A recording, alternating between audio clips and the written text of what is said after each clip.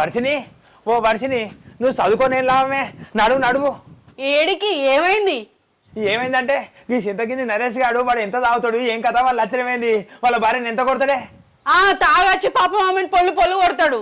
అంత కొట్టినాడు కూడా వాళ్ళ 4వ తరగతి చదివినా కానీ వాళ్ళ భార్య తీసుకుపోయి డిగ్రీ ఇప్పించిందట. అదేంది అట్లెట్లా? నువ్వు ఎప్పుడు నన్ను చదవలేదు, డిగ్రీ వరకైనా చదువుతా అయిపోవు, మంచి ఉద్యోగం వచ్చు అని అంటావు కదా. ఇప్పుడు ఇప్పిత్తుపా, నాకు డిగ్రీ ఇప్పిత్తుపా. అగో ఎట్లా ఇప్పియాలి? అరే ఎట్లు ఇప్పియాలంటావు?